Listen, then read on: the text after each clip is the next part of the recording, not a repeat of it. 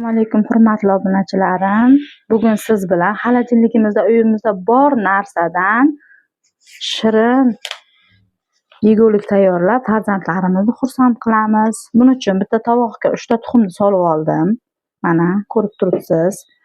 1 stakan un, shakar, ozgincha yog', bitta chayin qoshiqdan chayin suvdan sof kefirga aralashtirib oldim. Mana kefirimizni qarang, ko'pirib qanday chiroyli turibdi.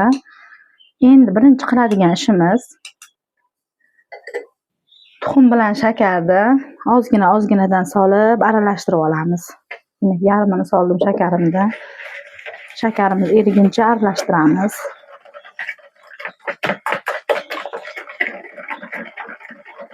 Kefir yo'q vaqtda sutdan foydalansangiz ham bo'ladi. Kefirni o'rniga sut solib, chayin suvdan o'rniga razlixita solsangiz ham bo'ladi. Menda boridan foydalandim. Shakarni ham qolganini solamiz, aralashtirib olamiz endi. Mana shakarlar o'zi erib, tuxumimiz rangi oqaradi. Endi bunga kefirimizni solamiz. Kefir yarim banka edi. Soda solganimdan keyin o'sha ko'pirib bir bankaga aylanib ketdi bu. Mana kefirimizni ham solib oldik. Mana shunday massa hosil bo'ldi. Endi bunga kamroqdan un solamiz. Birdan solmaymiz, chunki quyuq bo'lib ketishi. Kamroq solib aralashtiramiz.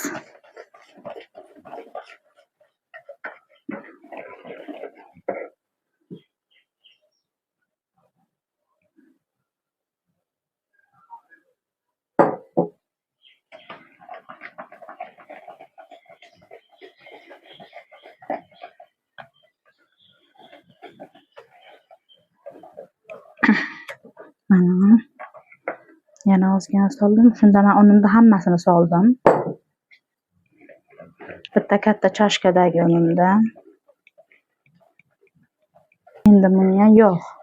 Kimdadir sari yog', kimdadir oddiy pista yog'i bo'lsa ham bo'laveradi.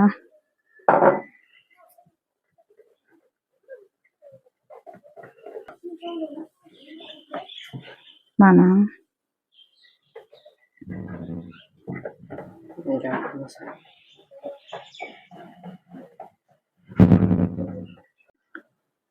mana keyin shirinligimiz yanada vitaminlarga boy bo'lishi, to'yimli bo'lishi uchun men unga mayiz soldim.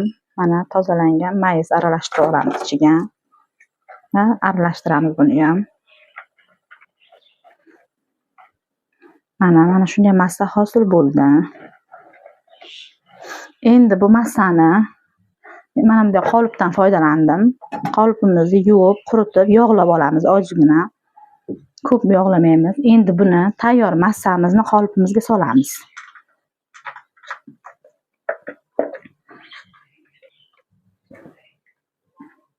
Bezak sifatida solib oldik. Endi bunga ozroq ezilgan yong'oq bezak sifatida ustiga ishlataman. Hamma xohishga qarab bezash mumkin. Men shokolad va yong'oqdan foydalandim.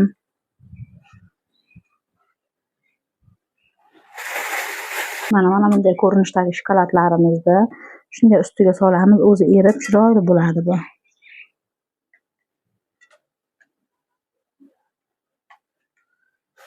Mana endi buni 160 gradusda oldindan qizdirilgan duxovkamizda 40 daqiqa davomida pishirib olamiz.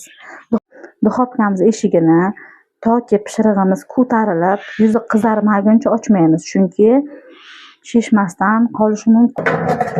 Endi buni 40 minut davomida mana 160 gradusda pishirib olamiz. Mana hurmatli obunachilarim, 40 minutdan keyin pirogimiz tayyor. Olib oldik. Endi buni kesib ko'ramiz.